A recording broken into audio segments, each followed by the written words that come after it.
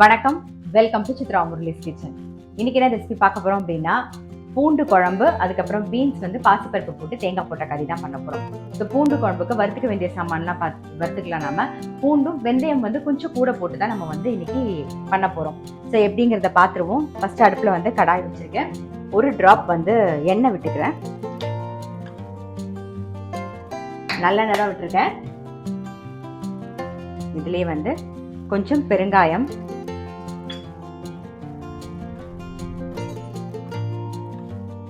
கொஞ்சம் பொரியட்டும். 1 டீஸ்பூன் தனியா, 1 டீஸ்பூன் கடலைப்பருப்பு, 1 டீஸ்பூன் சீரகம்,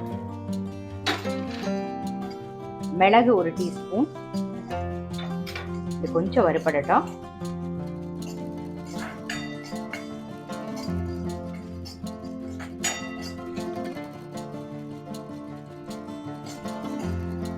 வெந்தயம் ஒரு 1/2 டீஸ்பூன்.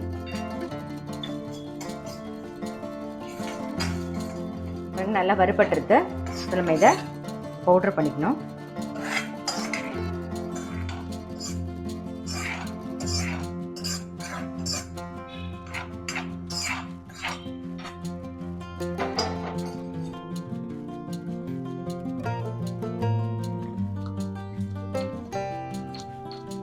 குழம்புக்கு வறுத்தது நல்லா பொடி பண்ணியாச்சு. ஸோ இந்த பக்கம் வந்து பேனில் நல்லெண்ணெய் விட்டுருக்கேன். அது நல்லா காஞ்சிட்டு அதுக்கு கடுகு, வெந்தயம், வரமிளகா தாளிச்சுக்கலாம். அப்புறம் கருவேப்பிலை, பூண்டு நல்லா ஒரு கைப்பிடி பூண்டு உரிச்சு வச்சிருக்கேன். அதே மாதிரி ஒரு சின்ன வெங்காயம், ஒரு 15 சின்ன வெங்காயம் உரிச்சு வச்சிருக்கேன். அதையும் சேர்த்துக்கலாம். இப்போ இது கூட மஞ்சள் பொடி,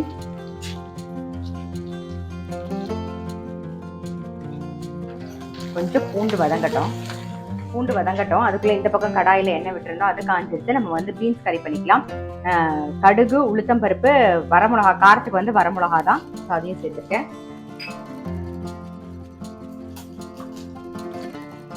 கொஞ்சம் கருவேப்பிலை,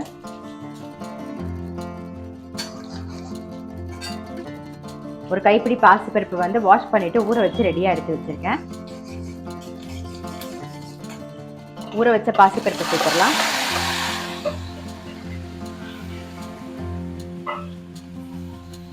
பீன்ஸையும் சேர்த்துறேன். இதுக்கு தேவையான உப்பு,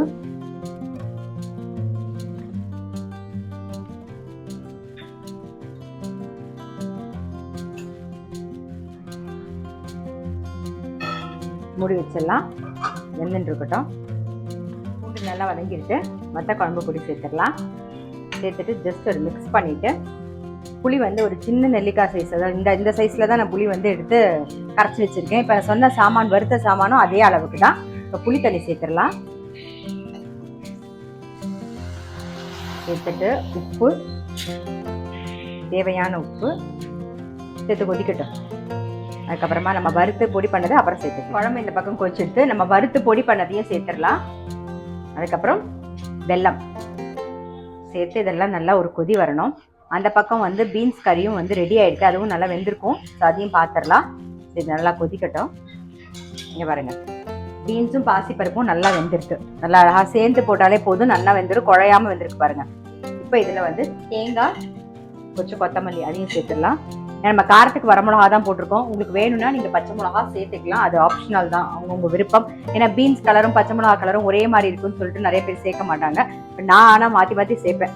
கொஞ்சம் பெருங்காய பொடி சேர்த்துடலாம். இப்போ எல்லாத்தையும் மிக்ஸ் பண்ணிவிட்டு ஆஃப் பண்ணிட வேண்டியதுதான். ஸோ பீன்ஸ் தேங்காய் போட்ட கறியும் ரெடி ஆயிடுச்சு.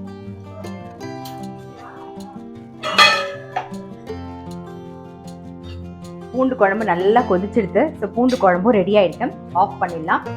இன்னைக்கு பார்த்துருப்பீங்க, பூண்டும் வெந்தயமும் போட்ட ஒரு குழம்பு, அதுக்கப்புறம் பீன்ஸ் வந்து தேங்காய் போட்ட கறி. எப்பயுமே சொல்றது தான், இந்த பூண்டு குழம்பு நல்லா வந்து சுட சாதத்தில் நல்லெண்ணெய் விட்டு பெருசு சாப்பிட்டீங்கன்னா ரொம்ப டேஸ்ட்டாக இருக்கும். ஒரு அப்பளம் படாம் கூட தொட்டுக்கலாம். அப்படி இல்லைன்னா தேங்காய் போட்ட கறி இல்லை காரக்கறி கூட நல்லாயிருக்கும். ஸோ கண்டிப்பாக வந்து சுட்டப்பளம் கூட நல்லாயிருக்கும். ஸோ கண்டிப்பாக வந்து ட்ரை பண்ணி பாருங்க.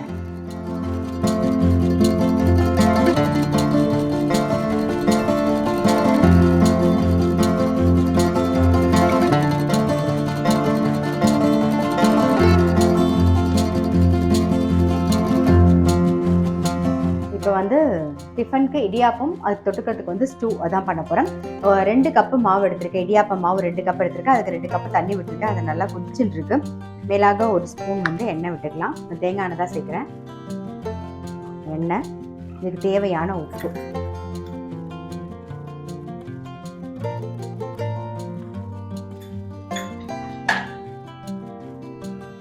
தண்ணி நல்லா கொதிக்க ஆரம்பிச்சிருக்கு.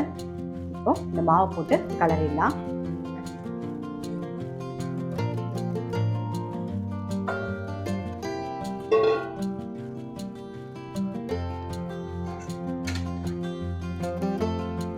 கலரியாச்சு. இதை அப்படியே ஆஃப் பண்ணிட்டு அப்படியே மூடி வச்சுட்டு அப்புறம் கையில் அப்புறமா கொஞ்சம் கை பொறுக்கிற சூடு வந்தோடனே கையில் வந்து இழுத்து வந்து பிசைஞ்சிக்கலாம். நாம அதுக்குள்ளே இந்த பக்கம் பேன் வச்சுருக்கேன். ஸோ அதில் நம்ம தேங்காய் எண்ணெய் விட்டுப்போம்.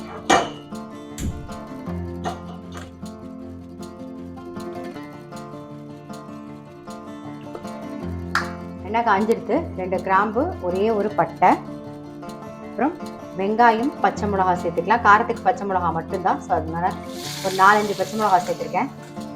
கருவேப்பிலை லைட்டாக வதங்கட்டும். இஞ்சி கொஞ்சம் சேர்த்துக்கலாம். வெங்காயம் வந்து கலர் மாறாமல் வதக்கிக்கணும், ரொம்ப தீயாமல் வதக்கிக்கணும். ஸோ வதங்கிடுது. இப்போ வந்து வேக வச்ச உருளைக்கிழங்கையும் சேர்த்துடலாம். நான் ஒரு 2 உருளைக்கிழங்கு வேக வச்சு கட் பண்ணி வச்சுருக்கேன். ஸோ அதை சேர்த்துட்டேன். தேங்காய் பால் வந்து அதாவது 2வது பால் வந்து தண்ணியாக இருக்கும் இல்லையா? ஸோ அந்த பால் எடுத்து வச்சுருக்கேன். இப்போ 2வது பால் சேர்க்குறேன். கொதி வரட்டும். பாருங்க, இது வந்து சிம்மில் வச்சு தான் பண்ணணும். கொஞ்சம் பெருசாக வச்சிங்கன்னு வச்சுக்கோங்க, கொதி வந்துருமா திரிஞ்ச மாதிரி ஆகிடும். அதனால சிம்லேயே வச்சு மெதுவாக பண்ணுங்கள். இது லைட்டாக இந்த 2வது பால் விட்டதுக்கப்புறம் லைட்டாக ஒரு கொதி வந்தோடனே நம்ம முதல் பாலையும் சேர்த்துட்டு உப்பையும் சேர்த்துட்டு ஆஃப் பண்ண வேண்டியதான்.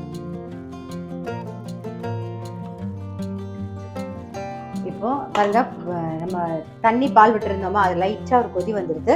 இப்போ வந்து திக் பால் சேர்த்துக்கலாம். நாம இதை சேர்த்துட்டு லைட்டாக ஒரு கொதி வந்தோடனே உப்பு சேர்த்துக்கலாம். பாருங்க, லைட்டாக ஒரு கொதி வந்துடுதா? இப்போ உப்பை சேர்த்துட்டு அடுப்பை ஆஃப் பண்ணிடலாம். நல்லா மிக்ஸ் பண்ணிடுவோம். அவ்வளோதான், நம்மளுடைய ஸ்டூ வந்து ரெடி ஆகிடுது. மூடி வச்சிடலாம். மூடி வரமாக வச்சுருவோம். இப்போ மாவு வந்து கொஞ்சம் இழுத்து பிசைஞ்சிக்கலாம்.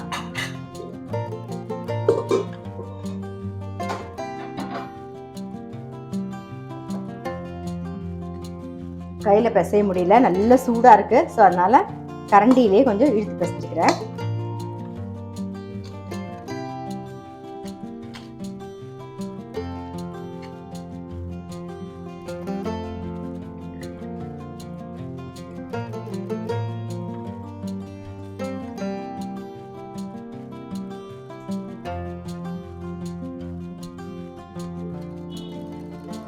புரிஞ்சாச்சு, வேக வச்சுருவோம்.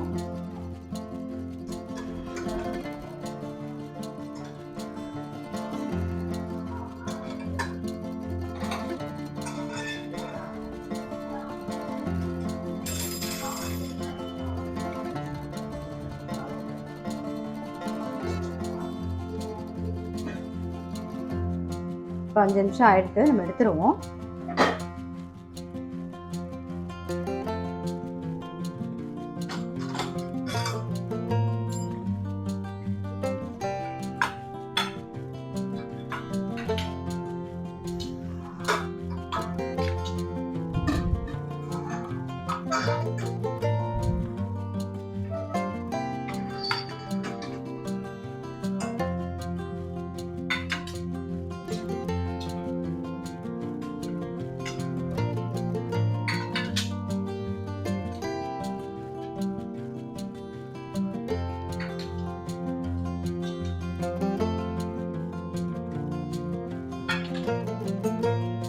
இப்போ அடுத்த செட்டு இதே மாதிரி நம்ம புரிஞ்சு எடுத்து வச்சிடலாம்.